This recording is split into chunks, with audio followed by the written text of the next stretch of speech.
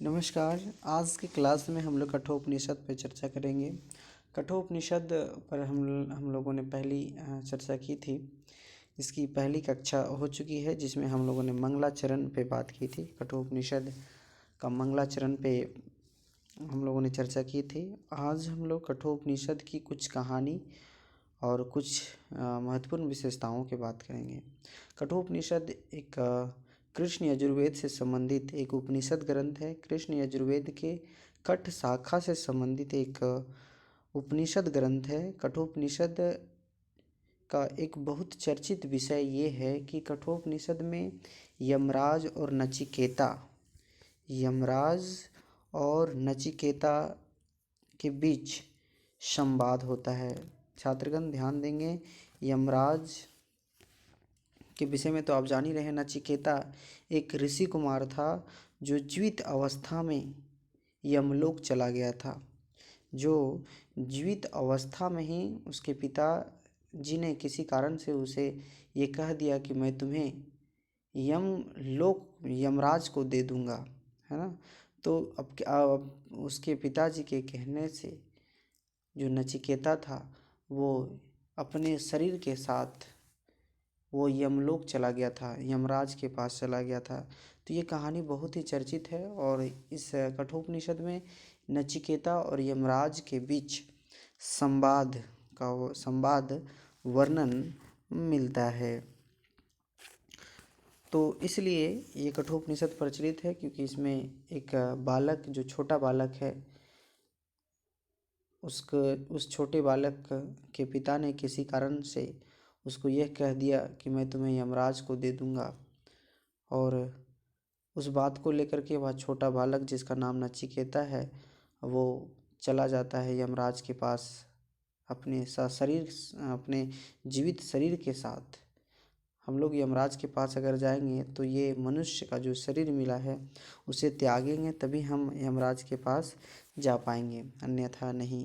तो ये कहानी कुछ इस प्रकार से है जिसमें एक छोटा बालक चला जाता है यमराज के पास और यमराज और वह छोटा बालक जिसका नाम नचिकेता है, उन दोनों के बीच वार्तालाप होता है, कन्वर्सेशन होता है, एक संवाद होता है। तो आइए आज की क्लास में कठोपनिषद की विषय वस्तु पर बात करते हैं और वो कहानी जानेंगे संस्कृत के माध्यम से, हिंदी के माध्यम से। तो आइए आज की क्लास कठोपनिषद उस पर चर्चा करेंगे। पहली कक्षा में हम लोगों ने मंगलाचरण पर बात की थी। तो आज की क्लास में हम बात करेंगे इसकी विषय वस्तु पर। तो यहाँ पे वाजसर्वाः जो नचिकेता के पिता थे, तो यहाँ लिखता है ओम उष्ण हवे वाजसर्वशः सर्ववेदशं ददौ तस्य ह नचिकेता नाम पुत्र आशः। यहाँ पे ये लिखा है कि एक राजा था, एक ऋषि था जिसका नाम था वाजसर्वाः, उसी का दूसरा नाम उदालक था और वह एक विश्वजित यज्ञ करता है। और उस विश्वजित यज्ञ वह करता है, उसमें उस विश्वजित यज्ञ करता है और वह अपना सर्वस्व दान देता है। छात्रगण ध्यान देंगे, विश्वजित यज्ञ जो करता है वह अपना सारा धन वो किसी दूसरे व्यक्ति को दे देता है। तो वो उस राजा का तस्य ह नचिकेता नाम पुत्र आशः, उसका एक नचिकेता नाम का एक पुत्र था। तो इस गद्य में ये जो संस्कृत लाइन है आप देख रहे होंगे, इसमें ये लिखा गया है कि ओम उष्ण वाजसर्वशः सर्ववेदशं ददौ तस्य ह नचिकेता नाम पुत्र आश। तो यहाँ पे इसका हिंदी ये हुआ कि जो वाजसर्वा था, उदालक जो था, वह सर्वमेध यज्ञ किया था, विश्वजित यज्ञ किया था। उस दौरान वह अपना सारा धन दौलत सभी लोगों को दे देता था। और उस ऋषि का एक पुत्र था जिसका नाम नचिकेता था, जिसका नाम क्या था? नचिकेता। अब आगे बढ़ते हैं, ध्यान देंगे। उसका नाम क्या था? नचिकेता। अब आगे बढ़ते हैं दूसरी अवस्था पे। तो वो अपना सारा धन दौलत दे रहा था। तो ध्यान देंगे, उस समय दान के रूप में लोग अधिकतर गाय को दान करते थे। तो वो जो वाजसरवा था, जो उदालक था, वाजसरवा का ही दूसरा नाम उदालक है।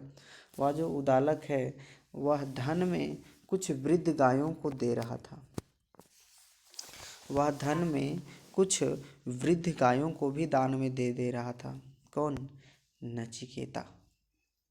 नचिकेता के जो पिता हैं वाजसरवा उदालक, उसी का दूसरा नाम है, वह कुछ वृद्ध गायों को दान में दे रहा था। उस ऋषि के पास, उदालक के पास अच्छी अच्छी गायें थीं, लेकिन वह गाय को अपने पुत्र के लिए बचा के रखा था। उस गाय को अपने पुत्र के लिए उदालक बचा के रखा था। जब नचिकेता ने अपने पिता को ये करते हुए देखा कि पिताजी उन गायों को दान दे रहे हैं जो गाय पूरी तरह से वृद्ध हो चुकी है, तो जब ये उसने देखा, नचिकेता ने देखा कि मेरे पिताजी तो ये तो अनर्थ कर रहे हैं, उसे ये करना नहीं चाहिए। तब नचिकेता मन में सोचता है, वो कि यहाँ पे लिखा हुआ है, दक्षिणासु नियमनासु श्रद्धा विवेशः सो अमन्यत सह जोड़ अमन्यत हाँ, अमन्यत का मतलब हुआ सोचा। उसने सोचा, किसने सोचा? नचिकेता ने अपने मन में ये सोचा कि मेरे पिताजी दक्षिणा में, नीमनाशु जो दक्षिणा में जो गायें दान दी जा रही है, वो गाय देने योग्य नहीं है। तो इस प्रकार से ये इस क्रिया को देखते हुए, पिताजी को इस तरह का कार्य करते हुए नचिकेता ने मन में सोचा। और वो क्या सोचता है वो आगे के श्लोक में हम देखेंगे। ठीक है, आगे के श्लोक में हम देखेंगे। तो आइए श्लोक नंबर 3 उस पे हम बात करते हैं। तो वो इस श्लोक में नचिकेता सोचता है, और सोचता ये है कि वो जिन गायों को वो दान में, उनके पिताजी जिन गायों को दान में दे रहे थे, वह गाय कैसी थी। इस श्लोक में वही वर्णन है कि जिन गायों को नचिकेता के पिताजी दान में दे रहे थे, वह गाय कैसी थी, उनकी दुर्दशा कैसी हो गई थी। वह गाय इतनी वृद्ध हो चुकी थी, तो वह उस गायों की दुर्दशा कैसी थी, और उन गायों को दान में देने के बाद क्या परिणाम मिलता है, इस श्लोक में वो चीज़ बताया गया है। तो यहाँ पे लिखता है, पितोदका जगधत्रीणः दुग्धदोहा निरीन्द्रियः आनंदा नाम ते लोकः तान् सः गच्छति ता ददत्। है ना। तो ये श्लोक में नचिकेता सोचता है, क्या सोचता है? पितोदका जगधत्रीणः दुग्धदोहा निरीन्द्रिया आनन्दानां ते लोका तान् सा गच्छति ता ददत्। पितोदका जगधत्रीणा दुग्धदोहा निरीन्द्रिया आनन्दानां ते लोका तान् सा गच्छति ता ददत्। पितोदका जगधत्रीणा दुग्धदोहा निरीन्द्रिया आनन्दानां ते लोकाः तान् सा गच्छति ददत्। इस श्लोक में नचिकेता सोचता है, जब उसके पिताजी दान में वृद्ध गायों को दे रहे थे, तब नचिकेता क्या सोचता है? वो उस नचिकेता मन में सोचता है पितोदका। पितोदका का मतलब हुआ जो गाय पूरी तरह से जल पी चुकी है। पितोदका का अर्थ क्या हो जाएगा? जो गाय पूरी तरह से जल को पी चुकी है। इसका मतलब ये हुआ जो गाय, वो गाय इतनी वृद्ध हो गई है, इतनी वृद्ध हो गई है कि वह गाय अब जल को पीने में भी समर्थ नहीं है। वह गाय इतनी वृद्ध हो चुकी है जो अब जल भी पी नहीं सकती है। इसीलिए कहा गया पितोदका। कहने का मतलब वह गाय पूरी तरह से अब जल को पी चुकी है, अब उसके पास जल पीने की शक्ति नहीं है। इस प्रकार से उदालक जो है इस प्रकार की गायों को दान में दे रहे हैं।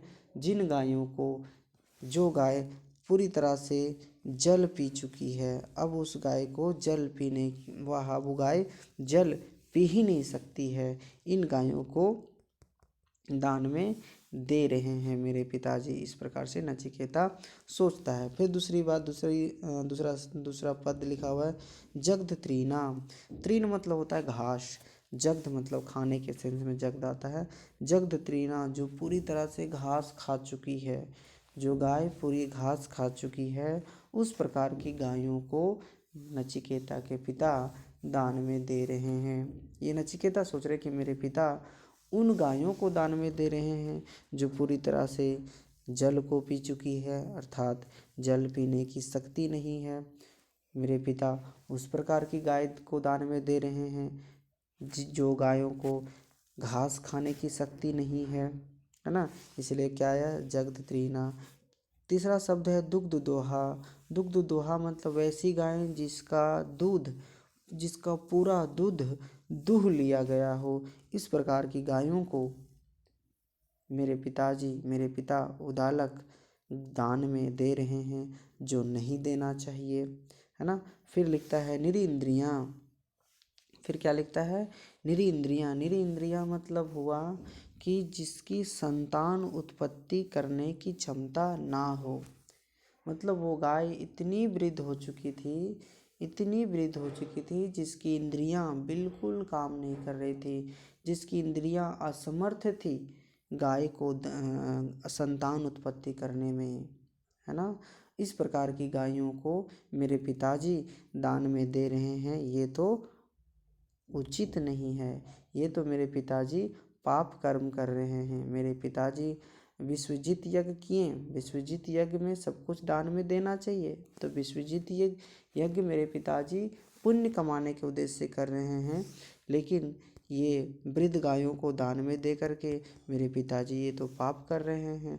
और मैं उनका पुत्र नचिकेता, मेरा ये धर्म बनता है, मेरा ये कर्तव्य बनता है कि मैं अपने पिताजी को इस पाप कर्म करने से रोकूं, क्योंकि मेरे पिताजी उन गायों को दान में दे रहे हैं जो पूरी तरह से जल पी चुकी है ना। अब उसके पास जल पीने की शक्ति नहीं है, जो पूरी घास खा चुकी है। कहने के मतलब अब उसके पास घास खाने की शक्ति नहीं है। जो घास खानी थी वो उसने खा चुकी है, अब वो दोबारा घास नहीं खा सकती है। वो इतनी वृद्ध हो चुकी है। उन गायों का दूध जो है पूरी तरह से दूह लिया गया है। अब उसके अंदर वो क्षमता नहीं कि वो फिर से दूध दे सके। वह गाय निरींद्रियाँ है ना। वह गाय निरींद्रियाँ हैं। कहने का मतलब अब वह गाय दोबारा संतान की उत्पत्ति नहीं कर सकती है। इस प्रकार की गायों को मेरे पिताजी दान में दे रहे हैं। इस्ता ददत, है ना। इस प्रकार की गायों को दान में देने से सा गच्छति। सा मतलब वह जो इस प्रकार की गायों को दान में देता है, वह गच्छति। गच्छति मतलब जाता है। कहाँ जाता है? अनंदा। अनंदा का मतलब होता है नर्क लोक। नर्क लोकः गच्छति। जो इस प्रकार की गायों को, जो गाय घास खाने में असमर्थ है, जो गाय घास खाने में असमर्थ है, जो गाय पानी पीने में असमर्थ है, जिस गाय का दूध पूरी तरह से दूह लिया गया है, जो गाय संतान उत्पत्ति करने में असमर्थ है, इस प्रकार की गाय को जो दान में देता है वह नर्क का भागी होता है, उसे नर्क की प्राप्ति होती है। और ये कार्य मेरे पिताजी कर रहे हैं जो पाप है। इस प्रकार के कार्य को मेरे पिताजी को नहीं करना चाहिए। तो ये नचिकेता इस प्रकार से अपने पिताजी के लिए सोचता है। नचिकेता इस प्रकार से अपने पिताजी के लिए सोचता है और वह सोचता है कि मैं अपने पिताजी को यह पाप कार्य करने से रोकूं। और इस उद्देश्य से वह नचिकेता जाता है और अपने पिताजी से कहता है। क्या कहता है, ध्यान से देखिए। सा मतलब वह नचिकेता, सा मतलब वह नचिकेता। हा जोड़ उवाच, हा जोड़ उवाचः, हा जोड़ उवाचः। हा मतलब निश्चित रूप से, उवाचा मतलब कहा, किससे, पितरम, पितरम मतलब पिता को, तत् मतलब वह, कस्मे माम दास्यति। पिताजी कहते, नचिकेता अपने पिताजी को जाके बोला कि हे पिताजी, हाँ आप, माम मतलब मुझको, कस्मै मतलब किसके लिए, दास्यति हे पिताजी मैं भी आपका धन हूँ। आप विश्वजीत यज्ञ किए हैं, तो विश्वजीत यज्ञ करने में मतलब आपका जो धन है, सभी धन को आप दान में दे रहे हैं, तो मैं भी आपका धन हूँ, आपके पुत्र धन, मैं आपका पुत्र धन हूँ। तो आप मुझे किसको दान में देंगे हैं, आप मुझे किसको दान में देंगे। इस प्रकार से वह नचिकेता अपने पिताजी को पाप कर्म करने के रोकने के उद्देश्य से नचिकेता अपने पिताजी को बोलते हैं। लेकिन वह 2 बार, द्वितीयम तृतीयम तम होवाचा मृत्युएव त्वा ददामि इति। इस प्रकार से वह 2 बार 3 बार, है ना, 2 बार 3 बार अपने पिताजी को बोला। लेकिन उसके पिताजी गुस्से में आके बोल दिया कि त्वा मतलब तुमको, मृत्यु मतलब मृत्यु के लिए, ददामी मतलब दे देता हूँ या फिर दे दूँगा।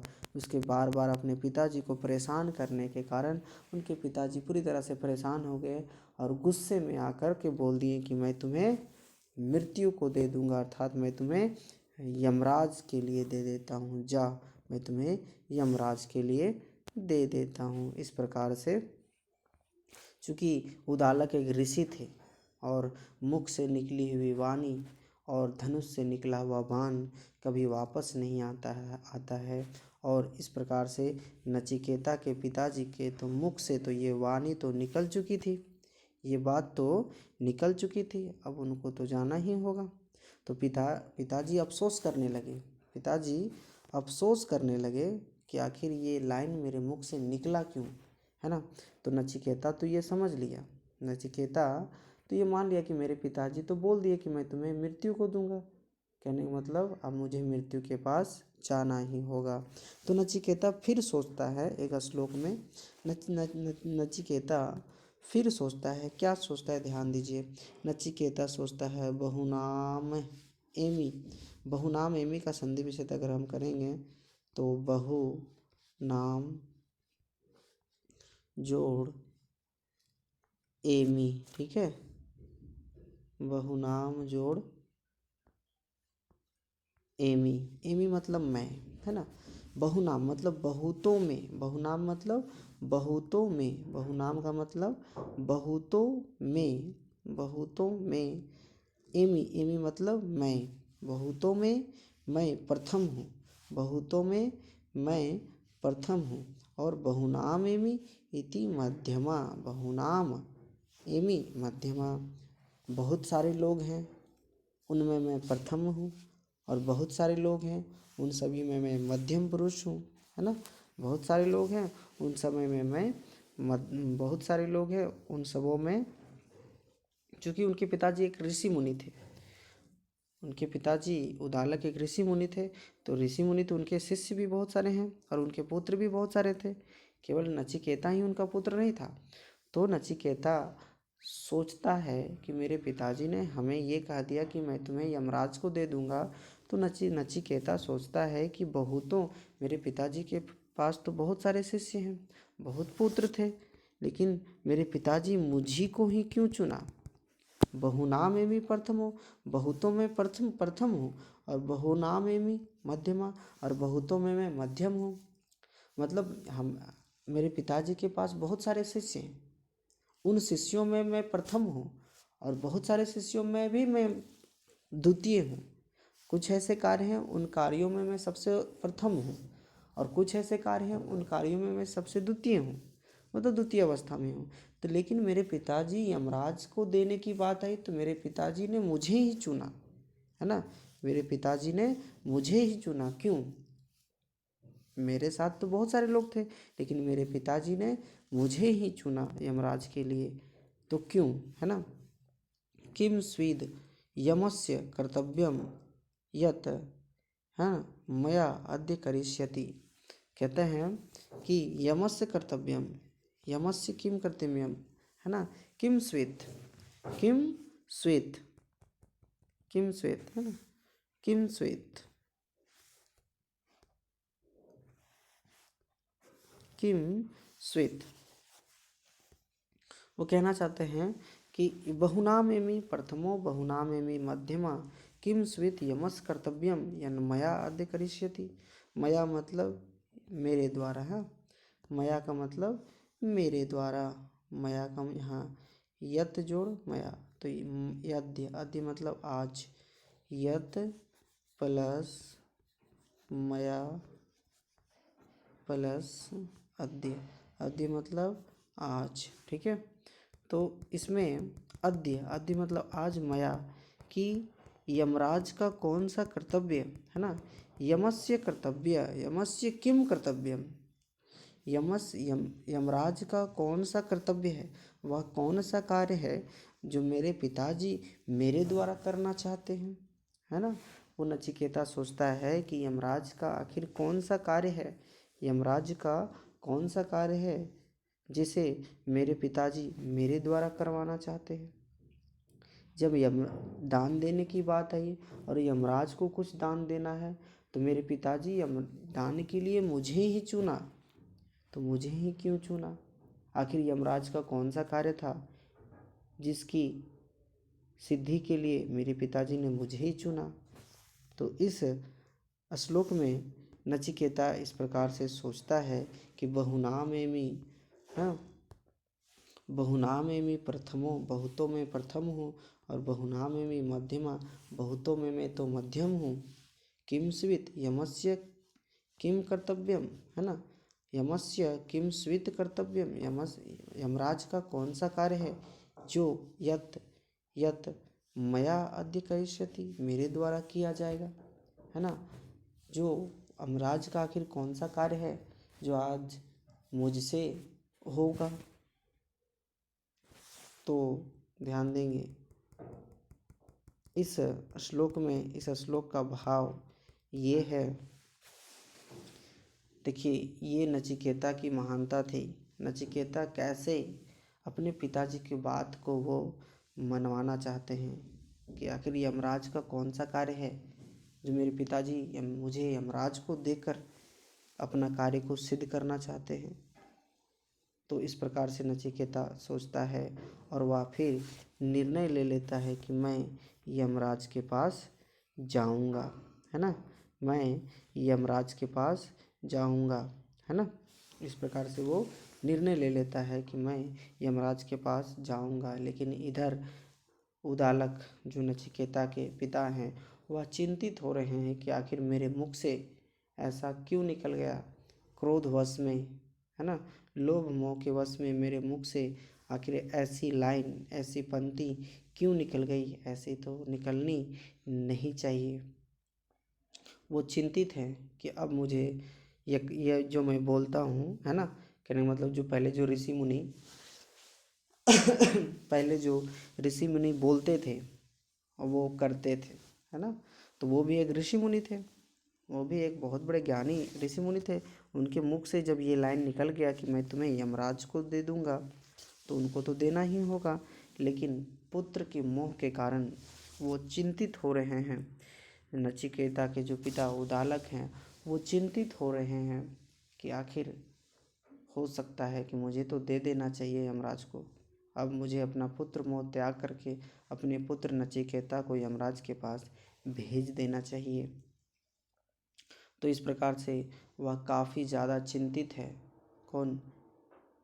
नचिकेता के पिता उदालक, कि मेरे मुख से आखिर ऐसी वाणी क्यों निकल गई, ऐसी वाणी क्यों निकल गई कि मैं अपने क्रोध में आकर के अपने पुत्र को ही अपने आप से अलग कर दिया। इस प्रकार से वो चिंतित होता है। फिर भी नचिकेता अपने पिताजी के पास जाकर के ये कहता है कि पिताजी, है ना, पिताजी, वो क्या कहता है इस श्लोक में, ध्यान दीजिए। वो कहता है यथा यूँ कहता है, अनुपस्य यथा पूर्वे प्रतिपस्य तथा परे, सस्यम इव मर्त्य पच्यते सस्यम इव जायते पुनः, है ना। अनुपस्य पिताजी, है ना।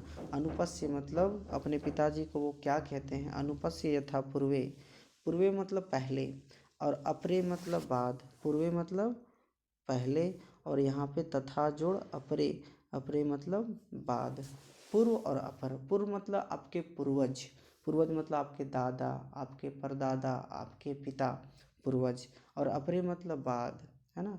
आने वाले वर्तमान समय में जो आपके साथ जो साधुगण हैं, ऋषिगण हैं, तो वो अपने पिताजी के पास कहते हैं कि आप देखिए अनुपस्य, एक और देखिए अपने पिताजी के पास, अपने पिताजी की ओर देखिए कि आपके पिताजी यथा अनुपस्य, है ना, यथा अनुपस्य, जिस प्रकार से आपके दादाजी थे, जिस प्रकार से आपके पापा थे, जिस प्रकार से आपके परदादा थे, उसी प्रकार से आप बनिए।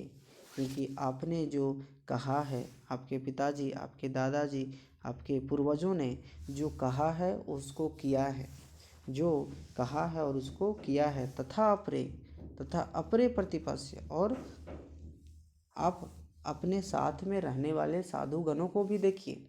ध्यान दीजिए, नचिकेता इसमें अपने पिताजी को मना रहे हैं। उसके पिताजी उसको अपने पुत्र को त्यागने से मना कर रहे हैं कि मैं तुम्हें नहीं छोड़ सकता, लेकिन अपने पिताजी को वो समझाते हैं कि ध्यान दीजिए पिताश्री, आप अपने पूर्वजों को देखें, आपके पूर्वज जो बोला है वो किया है, और आपके साथ में रहने वाले जो ऋषिगण हैं वो उसको भी देखिए, उसने जो बोला है वो किया है।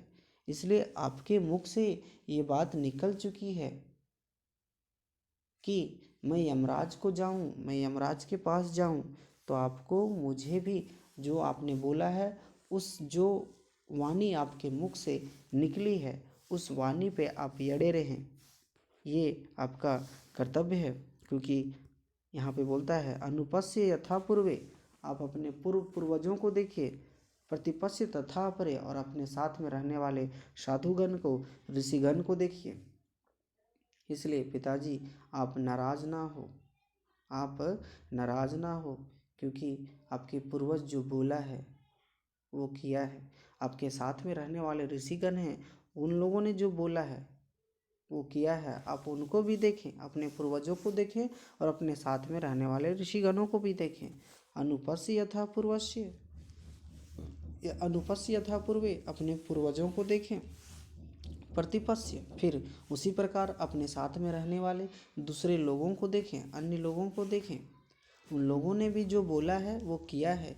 इसलिए आप जो बोले हैं, अपनी वाणी के, अपने मुख, आपकी वाणी से जो बात निकली है उस बात पे आप अड़े रहें। क्योंकि मैं नहीं चाहता हूँ कि मेरे पिताजी मेरे कारण अपनी वाणी से मुकर जाए। इसलिए हे पिताश्री, आप आपके मुख से जो वाणी निकली है उस पे आप अड़े रहें और मुझे यमराज के पास जाने दें। ध्यान दीजिए, एक पुत्र अपने पिता से क्या कह रहा है, आप ध्यान से सुनेंगे, ठीक है। तो फिर वो अंतिम लाइन में, ये श्लोक बहुत ही इम्पोर्टेंट है। फिर वो अंतिम लाइन में वो कहते हैं कि सस्यम, सस्यम, है ना, सस्य का मतलब क्या होता है, फसल होता है। सस्यम, सस्यम, सस्य, सस्यम जोड़ इव, सस्यम जोड़ इव, मतलब के समान, सस्यम मतलब फसल, सस्य मतलब फसल, पच्यते, है ना।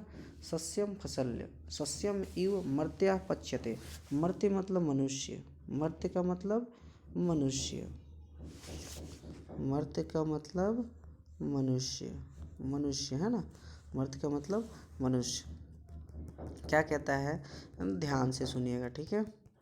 कहता है कि मर्त्य, मर्त्य, मर्त्य मतलब मनुष्य, नचिकेता कितनी बड़ी बात कहता है, मर्त्य, मर्त्य मतलब मनुष्य, सस्यम यु, मनुष्य जो है फसल की तरह पकता है ना, पकता है, पच्यते मतलब मनुष्य फसल की तरह जन्म लेता है, बड़ा होता है, पकता है और मर जाता है ना।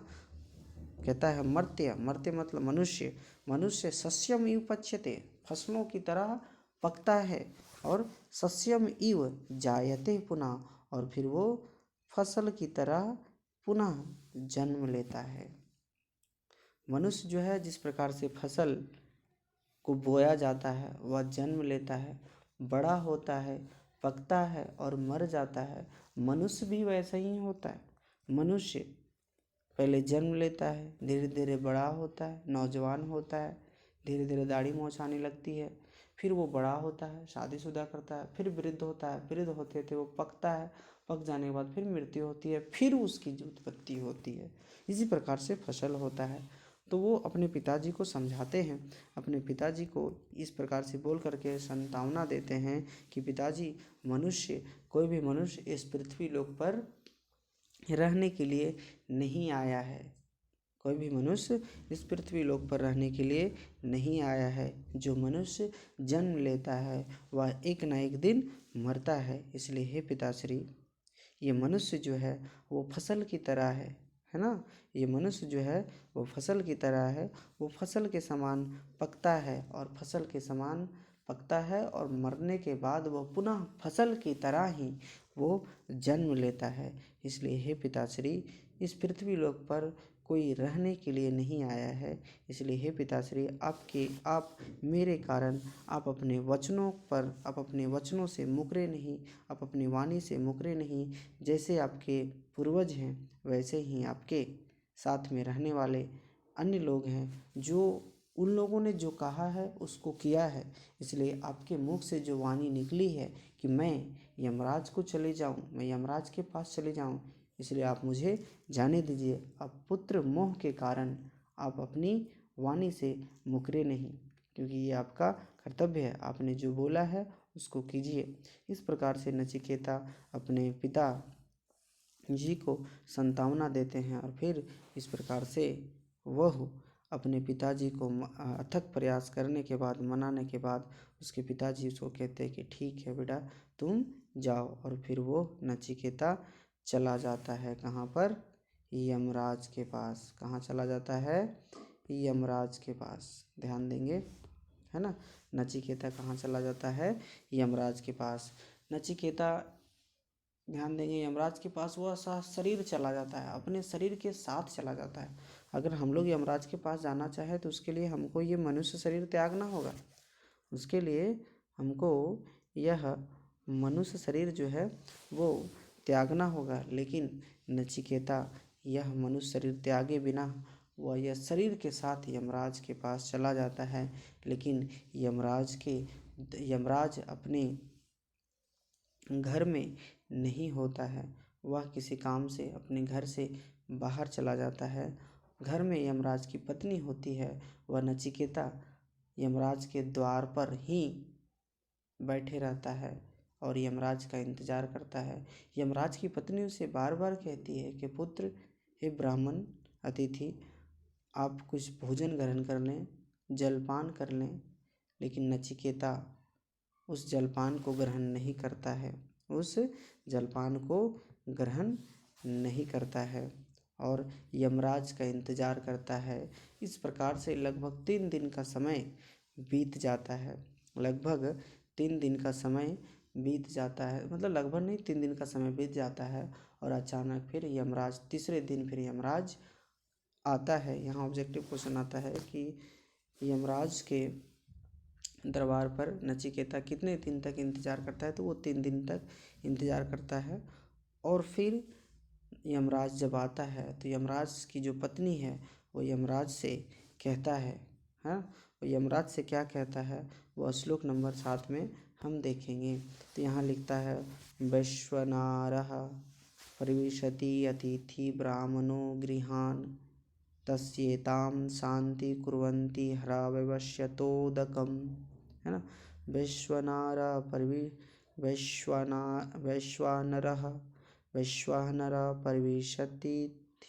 प्रविशत्यतिथि ब्राह्मणो गृहान् तस्येतां शांति कुर्वन्ति हरा वैवस्वतोदकम्।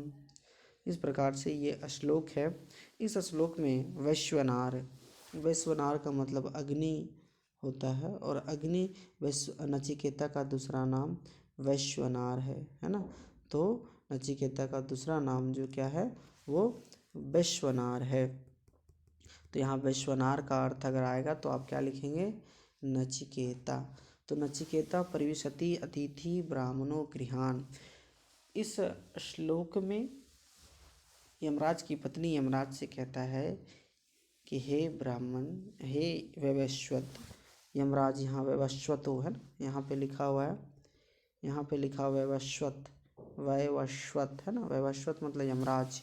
हे वैवस्वत, हे विवस्वान के पुत्र यमराज, यम आपके दरबार पर एक वैश्वनार अतिथि ब्राह्मण प्रवेश कर किया है ना। आपके दरबार पर, आपके घर पर, आपके घर के दरवाजे पर एक अतिथि ब्राह्मण है ना, वैश्वनार अग्नि के समान, अग्नि से युक्त, अग्नि के सदृश चमकने वाला एक अतिथि ब्राह्मण आपके घर पर प्रवेश किया है। तस्य एताम शांति कुर्वन्ति हरः उदकम, है ना। वो कहता है कि उसका अतिथि सत्कार के लिए, आप उसकी अतिथि सत्कार के लिए उदकम मतलब जल, उदकम का मतलब क्या होता है जल, उदकम का मतलब जल, हरा मतलब ले जाइए, हरा का मतलब ले जाना, कि आप उस अतिथि ब्राह्मण के लिए कुछ जल आदि ले जाएं, क्योंकि आपके दरबार पर अतिथि का आगमन हुआ है और अतिथि का सत्कार करना हम भारतीयों की परंपरा है। अतिथि देवो भव कहा जाता है कि अतिथि देव के समान होता है। अगर आपके यहाँ कोई अतिथि आते हैं तो आपका कर्तव्य बनता है कि कम से कम लोटा पानी लेकर के उसके सामने जाएं।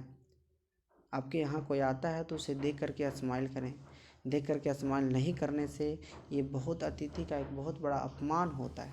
इसलिए हमारे देश की ये परंपरा है कि हमारे देश में अतिथियों को देवताओं के समान माना जाता है। अतिथि देवो भव, है ना, अतिथि देवो भव। इस प्रकार से वह यमराज की पत्नी यम को समझाते हैं कि हे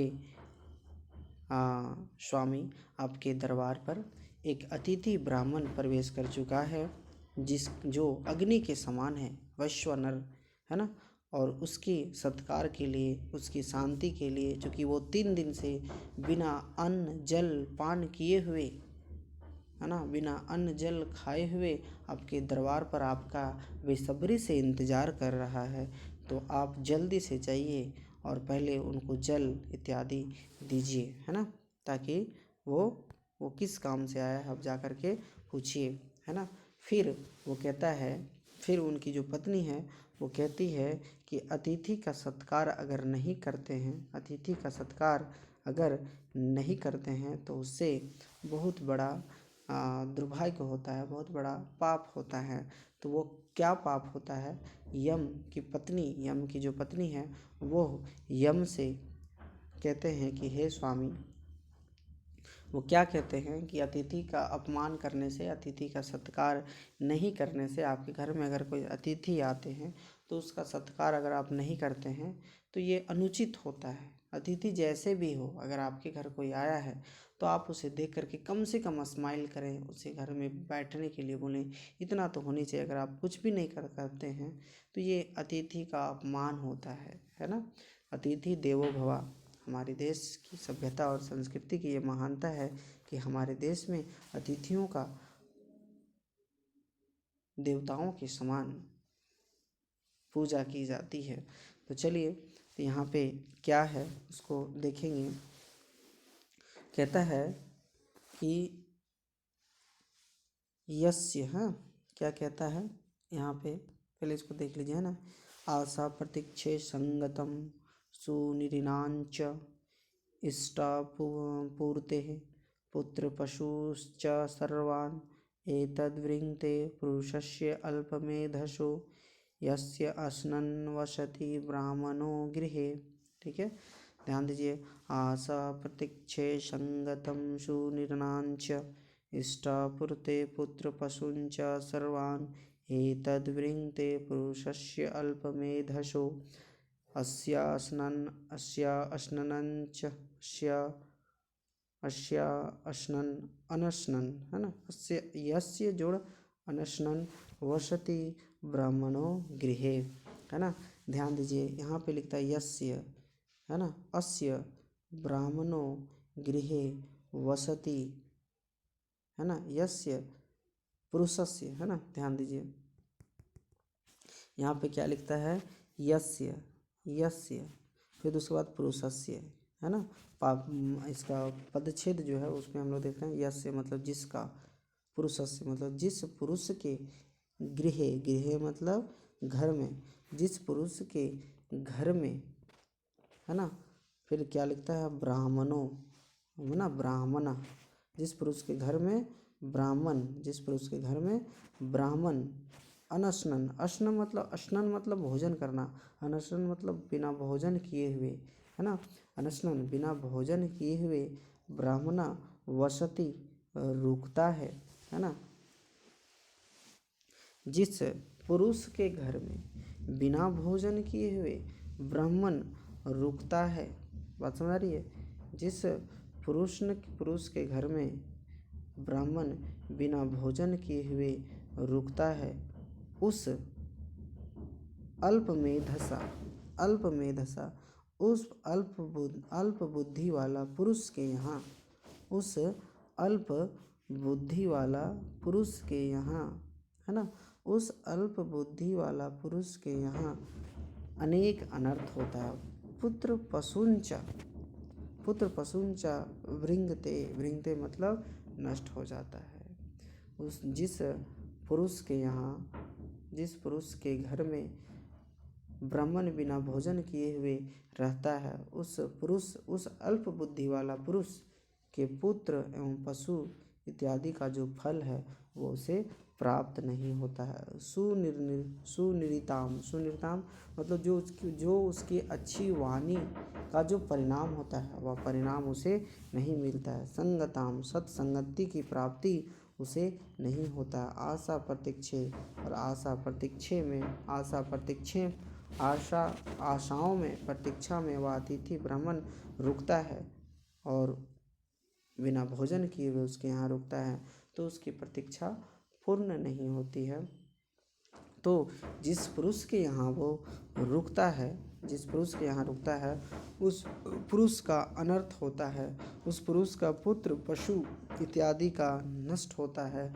उसकी जो सत्संगति होती है, उसकी जो सत्संगति होती है, वह सत्संगति का जो परिणाम उसे मिलना चाहिए वह परिणाम नहीं मिलता है। इस प्रकार से इस श्लोक में यमराज की जो पत्नी है, यमराज यम की जो पत्नी है, वह अपने स्वामी यम से कहती है कि अतिथि का सत्कार नहीं करने से क्या परिणाम मिलता है। तो श्लोक नंबर 8 में ये वर्णन है। तो आज के क्लास में हम लोगों ने कठोपनिषद पे चर्चा की। कठोपनिषद की पहली कक्षा, पहली एक कक्षा हुई है जिसका रिकॉर्डेड क्लास यूट्यूब पे अपलोड है, आप देखना चाहें तो देख सकते हैं। ये क्लास सेमेस्टर 5 में, सेमेस्टर 5 की कक्षा के अंतर्गत, सेमेस्टर 5 संस्कृत ऑनर्स के अंतर्गत सेमेस्टर 5 के पाठ्यक्रम में कठोपनिषद रखा गया है। तो ये एक कठोपनिषद जो ऋग्वेद से कृष्ण यजुर्वेद के कठ शाखा से संबंधित है। इसमें 2 अध्याय हैं और इसमें 3-3 वलियाँ हैं। तो इस प्रकार से आज की कक्षा में हम लोगों ने इतनी सारी चर्चाएं कि अब आगे देखेंगे कि कैसे यमराज वो जाता है और नचिकेता से बात करता है, उनको जल इत्यादि देता है और नचिकेता से बात करता है। तो आज की क्लास हम लोग यहीं तक रखते हैं। चलिए, शुभ रात्रि। आप ध्यान से इस क्लास को सुनेंगे तो आपके लिए कुछ फ़ायदेमंद, शायद कुछ फ़ायदेमंद हो। अगर किसी तरह की कुछ कमियां हो तो आप कमेंट कर सकते हैं।